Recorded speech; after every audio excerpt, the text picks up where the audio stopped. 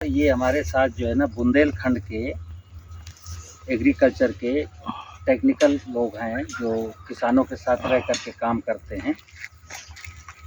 और आज मैं इनको विज़िट के लिए लाया था। ये गांव है गणेशगढ़, जैसा कि मैंने पिछले कई दिनों से कह रहा हूँ कि एक गांव है झांसी में, गणेशगढ़ बबीना ब्लॉक में। ये गांव पिछले 2002 से जैविक खेती कर रहा है और बीच में मैं 12-13 साल नहीं रहा तो थोड़ा सा काम रुक गया था। काफ़ी लोग उसी राह पर चल रहे थे। इस साल से यहाँ पर जो है ना हर किसान ने कसम खाई है कि इस साल डीएपी नहीं लाएंगे। तो ट्रेनीज को मैंने कहा यहाँ आ जाओ, तो यहाँ हम आपको एक कॉन्सेप्ट समझाते हैं नेचुरल फार्मिंग का। तो जैसा मैंने कल क्लासरूम में कहा था कि नेचुरल फार्मिंग का मतलब है नेचुरल रिसोर्स का मैनेजमेंट। तो दो बेसिक नेचुरल रिसोर्स हैं, बेसिक प्राइमरी नेचुरल रिसोर्स खेती के पॉइंट ऑफ व्यू से सॉइल एंड सॉइल में कैसे सॉइल की फर्टिलिटी को कैसे रिच किया जाए। मतलब सॉइल एक नेचुरल रिसोर्स है अगर, लेकिन बंजर होने के बाद भी हम उसको सॉइल ही कहेंगे। लेकिन अगर उसकी फर्टिलिटी लेवल बहुत अच्छी है तो रिसोर्स अच्छा है। सॉइल ऑलवेज नेचुरल रिसोर्स तो रहेगी, लेकिन अगर उसका फर्टिलिटी लेवल बढ़ेगा तो नेचुरल रिसोर्स अच्छा है। ऐसे पानी या तो गांव में सरफेस वाटर हो और गांव में भूगर्भ जल स्तर भी ऊपर हो। उस पॉइंट ऑफ व्यू से देखेंगे तो यहाँ 17-18 चेक डैम बने हुए हैं, बड़े बड़े 2 जलाशय हैं। और यहाँ पानी जो है ना, अभी कुएँ ऐसे हैं, मैं आपको दिखाऊंगा कि अपनी हाथ से पानी भर लीजिए, मतलब रस्सी की भी ज़रूरत नहीं है। यही पास में कुआँ है, आप ऐसे बाल्टी पकड़ेंगे और ऐसे पानी निकाल लेंगे। और आज 6 या 7 अक्टूबर, ठीक है ना। वाटर, ये पूरा गांव पानी के बारे में इतना अवेयर है कि इस गांव का एक बूंद पानी बाहर नहीं जाता गांव से, सब यहीं रुका हुआ। द्वितीयक जो नेचुरल रिसोर्स हैं, जैसे जंगल है, वृक्ष, ये मैनेजमेंट हम आदमी को करना है। तो यहाँ जंगल बहुत है। 18% एरिया यहाँ की, जैसे 800 एकड़ ज़मीन है तो 18% ज़मीन जंगल से ढकी हुई है। यानी कि हर खेत की मेड़ पर पेड़ हैं। कुछ लोगों ने तो अपने खेतों में भी बाग बगीचा लगाया हुआ। आप चारों तरफ नज़र घुमा के देख सकते हैं, कहीं भी ज़मीन नंगी नहीं नज़र आएगी। चारों तरफ हरियाली हरियाली है। सैलेंस से कहेंगे जरा चारों तरफ की हरियाली दिखा सकते। तो जंगल के मामले में लोग बहुत रिच हैं, मतलब इनकी परिश्रम से इन्होंने जंगल लगाया। चौथी चीज़ मैंने कहा कि जानवर, पशुपालन जब तक नहीं होगा तो कृषि संस्कृति नहीं चल पाएगी। तो कल मैंने बोला था एक एग्रीकल्चर है, एक फार्मिंग। एग्रीकल्चर का मतलब है नेचुरल रिसोर्स का मैनेजमेंट करते हुए पशु भी पालें और जंगल भी लगाएं, खेती भी करें, और खेती डिफरेंट टाइप की करें। तो उस पॉइंट ऑफ व्यू से ये गांव बहुत रिच है और इसीलिए मुझे उम्मीद है कि ये प्राकृतिक खेती कर लेगा। अदरवाइज जिस गांव में पानी नहीं है, वाटर लेवल 180 फुट है, जिस गांव की मेड़ों पर पेड़ नहीं है, जो गांव के लोग पशु नहीं पालते हैं, अब उनको हम कहेंगे कि आप प्राकृतिक खेती करिए, जीवामृत डालिए। तो ये तो मतलब गुड्डी गुड़िया का खेल हुआ ना। जीवामृत से प्राकृतिक खेती नहीं हो सकती। प्राकृतिक खेती मतलब प्राकृतिक संसाधनों का संरक्षण करने की विधा आपको आ जाए। देखिए, अब सॉइल की फर्टिलिटी में पशु का कितना बड़ा योगदान है। तो एनिमल नहीं है तो हम कहें कि सॉइल जैसे नेचुरल रिसोर्स को मैं जिंदा बनाए रखूँगा, आपकी औकात नहीं, आप नेचुरल रिसोर्स को जिंदा बनाए। अगर पेड़ नहीं है तो आप कहेंगे कि मैं वाटर को, रिसोर्स को ठीक कर लूँगा। आप बिल्कुल कभी नहीं कर सकते। क्यों? जैसे जैसे प्लांटेशन कम होगा, बारिश कम हो जाएगी। दूसरा, पेड़ की जड़ के नीचे से ही वर्षा का पानी नीचे जाने के चांस है, क्योंकि आज 2.5 टन का 3 टन का ट्रैक्टर खेत में दौड़ रहा है, मिट्टी को कॉम्पैक्ट कर रहा है। पानी का सीपेज रेट बहुत कम है। जंगल का ही एरिया है जहाँ ट्रैक्टर नहीं ले जाते। जैसे यहाँ 18% जंगल, वहाँ ट्रैक्टर नहीं जाता। तो 18% एरिया से पानी के सीपेज होने के चांस है ना, ठीक है ना। अब बात आई कि आप चूँकि कृषि विभाग में हो, बहुत सारी टेक्नोलॉजी ऐसी हैं कि हम कहते हैं मिट्टी की जांच कराइए, नत्रजन है, फास्फोरस है, पोटास है, जिंक है, सल्फर है, मैग्नीशियम है, कॉपर है, बोरोन है, आयरन है। ये सारी चोंचलेबाजी। कैसे? आज़ादी के 1960 के बाद से मैंने संतुलित उर्वरक के नाम पर यूरिया और नाइट्रोजन और फास्फोरस के इस्तेमाल की, पोटाश के इस्तेमाल की बात की। और इसी को कहता हूँ, अगर 4:2:1 के अनुपात हो रहा है तो संतुलित है। तो फिर आप 17 पोषक तत्वों की बात कर सकते हो। आपने तो 3 पोषक तत्वों के बीच में संतुलन बिठाया है ना। 3 चीजें तो एटमॉस्फेयर से मिल गई, कार्बन, हाइड्रोजन, ऑक्सीजन।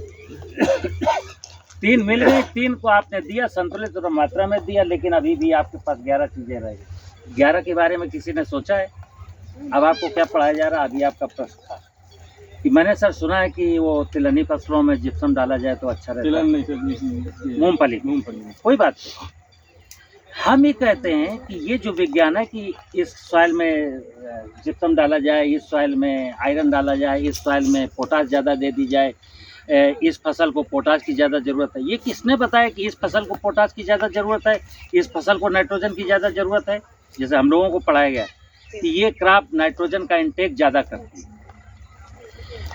जब आप प्लांट फिजियोलॉजी पढ़िए ना, किसी भी प्लांट में ये आर्ट नहीं है, किसी भी प्लांट में ये आर्ट नहीं है कि सॉइल में जो पानी में जो चीज़ें सोल्यूबल हैं उसमें से नाइट्रोजन का इंटेक ज़्यादा कर ले, रेस्ट चीज़ें छोड़ दे।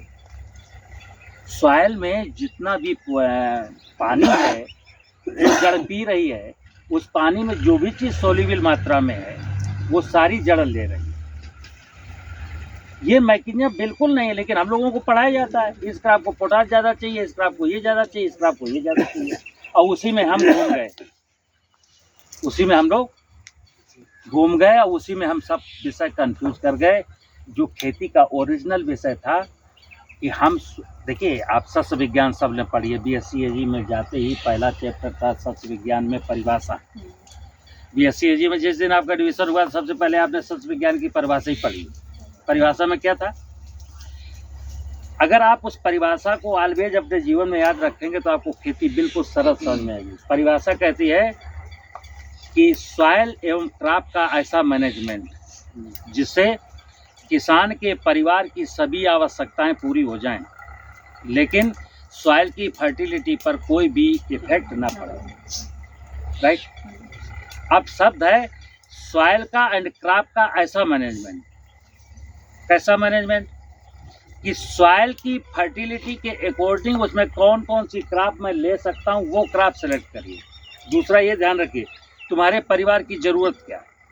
तो आपको रोटी चाहिए, आपको दाल चाहिए, आपको तेल चाहिए, आपको दूध चाहिए, आपके पास गाय है, तो गाय को भी चारा मिल सके, गाय भी परिवार का हिस्सा है, तो गाय को चारा मिलेगा, उसके लिए 1 एकड़ ज़मीन सुरक्षित रखनी है। गाय को दाना खिलाना, उसके लिए आधा एकड़ ज़मीन सुरक्षित रखनी है।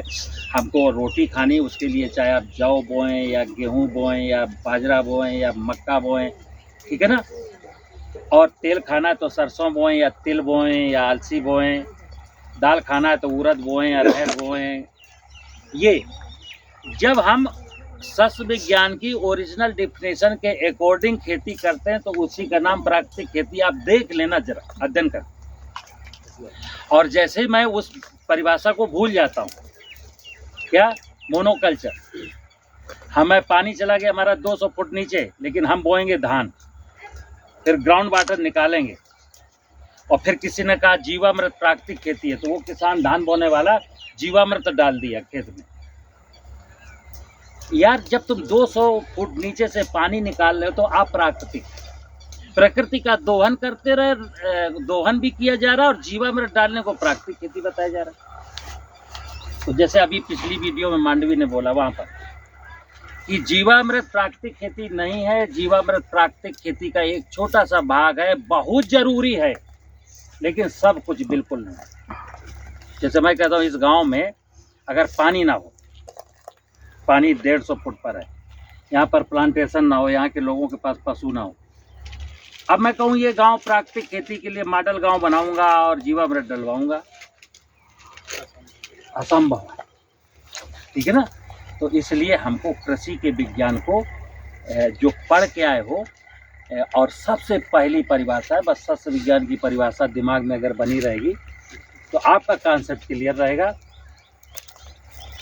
घर में जो भी हमारा भैंस है, गाय है, बकरी है, उसको अभी देखना है खेत में क्या बोएं उसके लिए। अगर बच्चों को इच्छा है फल खाने की तो खेत की मेड़ पर कहीं अमरूद भी लगाइए, केले का पेड़ भी लगाइए। अगर कुआं है तो थोड़ी सी वेजिटेबल भी करिए, ठीक है ना। आप देखेंगे कि बाजार में कभी भी किसी वस्तु के रेट फ्लक्चुएट नहीं करेंगे, कभी भी किसान को मंडी में टमाटर फेंक के नहीं आना पड़ेगा। जो रेट आपको चाहिए वो रेट मिलेगा, नेचुरली मिलेगा। हमको आंदोलन करने की कोई जरूरत नहीं। लेकिन जब मोनोकल्चर पर जाएंगे, पूरा देश गन्ना ही बो देगा, तो गन्ना के समर्थन मूल्य के लिए आंदोलन करना पड़ेगा।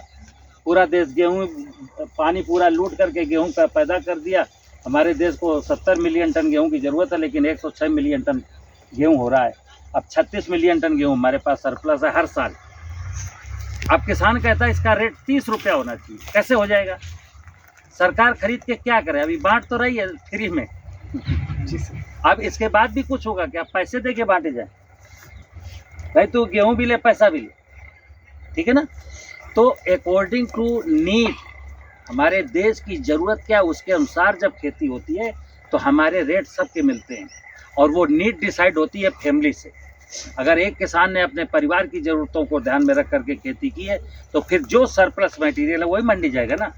तो जितनी दूसरे लोगों की ज़रूरत है उतनी बाजार में होगी, सरप्लस कोई चीज़ होगी नहीं, ठीक है ना। चलिए, नमस्कार।